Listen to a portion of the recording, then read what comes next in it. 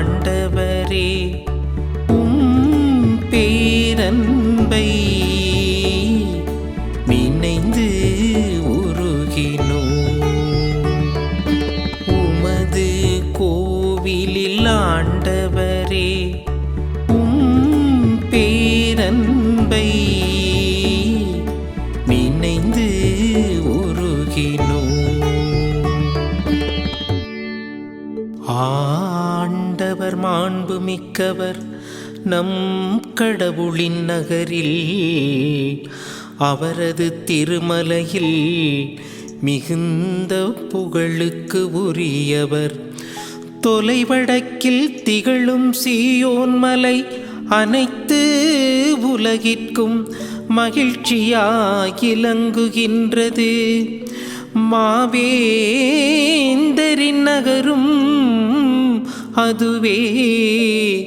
அதன் அரண்மனைகளில் கடவுள் வீற்றிருந்து தம்மையே அதன் கோட்டையென காட்டியுள்ளார்.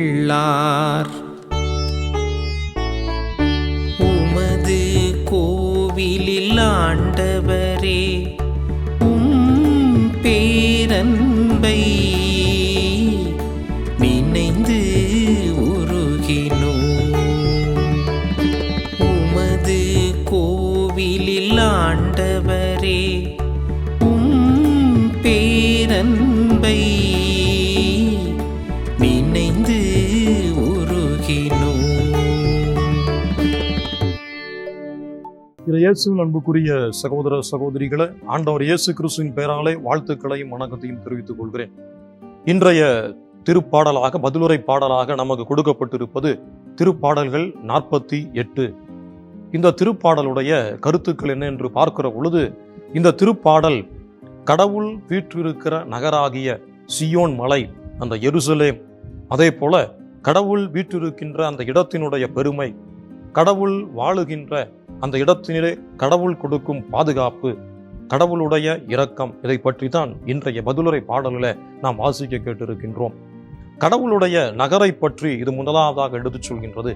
கடவுள் இருக்கின்ற இடமானது உயர்ந்து பல இடங்களுக்கும் உயர்ந்த ஒரு இடமாக, எல்லா மக்களுக்கும் காட்சி தரக்கூடிய ஒரு இடமாக, பல இனங்களுக்கு மகிழ்ச்சி தரக்கூடிய ஒரு திருமலையாக கடவுளினுடைய திருமலை இருக்கின்றது. இந்த திருமலை என்ன என்று பழைய ஏற்பாட்டிலே பார்க்கிற பொழுது சியோன் மலை அல்லது மோரியா மலை என்று சொல்லப்படுகிறது. இந்த சியோன் மலையிலே கடவுளுடைய உறைவிடமாக, கடவுள் வாழும் இடமாக இந்த சியோன் மலை விளங்குகின்றது. இந்த சியோன் மலை, அந்த சியோன் மலையில இருக்கின்ற அந்த எருசலேம், இந்த எருசலேம் ஆலயம், இவை அனைத்துமே கடவுளுடைய பெருமையை பறைசாற்றக்கூடியதாக இருக்கின்றன. உயர்ந்து நிற்கின்ற அந்த மலையிலே கடவுளுடைய பிரசன்னம் நிலைத்து நிற்கிற பொழுது அந்த இடமே மாட்சிமைக்குரிய ஒரு இடமாக மாறுகின்றது. அதைத்தான் இன்றைய திருப்பாடல் சொல்கிறது. கடவுளுடைய நகர் உயர்ந்து விளங்குகின்றது, அழகும் பெருமையும் வாய்ந்ததாக இருக்கின்றது என்று சொல்லப்படுகிறது. இந்த அழகும் பெருமையும் எப்படி அந்த நகருக்கு கிடைத்தது? கடவுளுடைய பிரசன்னம் அங்கு இருப்பதினாலே.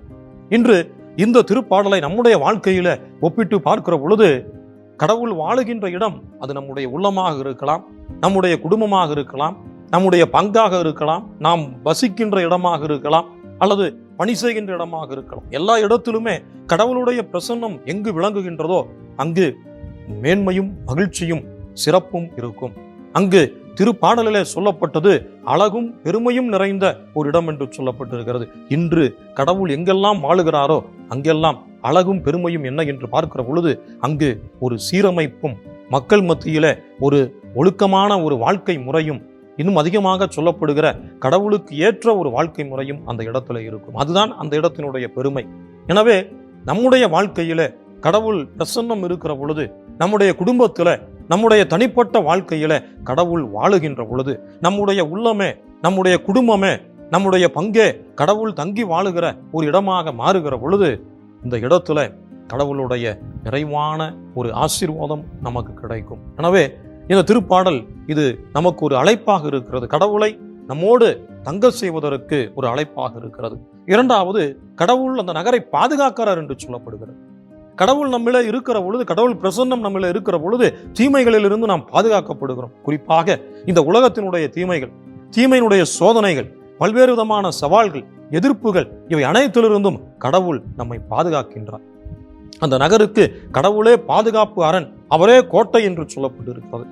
அவர் எப்படி அந்த தங்கியிருக்கிற நகரை பாதுகாக்கிறவராக இருக்கிறாரோ அதுபோல கடவுள் இந்த உள்ளத்திலே தங்குகிற பொழுது இந்த என்கின்ற இந்த இடத்தை எந்த ஒரு தீமையும் அணுகாமல், தீமையினுடைய சோதனைகளோ, பாவ சோதனைகளோ, தீமையினுடைய எதிர்ப்புகளோ அணுகாமல் பரிசுத்தமாக பாதுகாக்கின்றவராக கடவுள் இருக்கிறார். எனவே கடவுள் வாழுகிற இடமாக நம்முடைய உள்ளத்தை மாற்ற நாம் கடமைப்பட்டிருக்கிறோம்.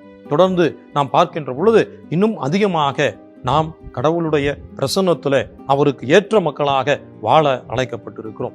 ஆகவே இந்த திருப்பாடல் நமக்கு கொடுக்கின்ற அழைப்பானது, எப்பொழுது அந்த இஸ்ராயல் மக்கள் கடவுளுடைய பிரசன்னத்துல வாழ்ந்தார்களோ, கடவுளுடைய பிரசன்னம் அந்த இஸ்ராயல் மக்கள்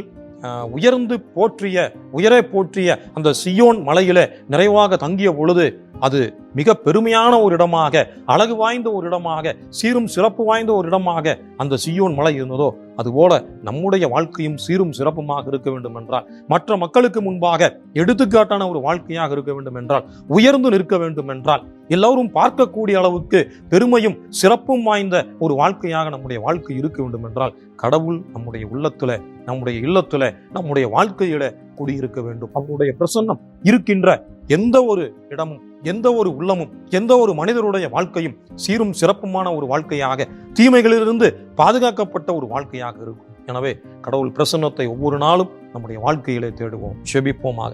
அன்பு தந்தையே, அருமையான நாளிலே நாங்கள் உம்முடைய தெய்வீக பிரசன்னத்தை கேட்கிறோம். ஆண்டவரே, நீர் எங்கள் வாழ்க்கையிலே குடிகொள்வீராக. நீர் வாழுகிற ஆலயமாக, நீர் வாழுகிற திருமலையாக எங்களுடைய வாழ்க்கையை தொடர்ந்து நாங்கள் கடைபிடித்து வாழ்கிற தேவையான அருளை தாரும். அதன் வழியாக பிறருக்கு நாங்கள் எடுத்துக்காட்டான மக்களாக, பிறருக்கு நாங்கள் எப்பொழுதுமே வெளிச்சமாக, ஒளியாக இருக்க நீரே எங்களை வழிநடத்த வேண்டுமாய் எங்கள் ஆண்டவராகிய இயேசு கிறிஸ்து வழியாக உம்மை பார்த்து மன்றாடுகின்றோம். ஆமென்.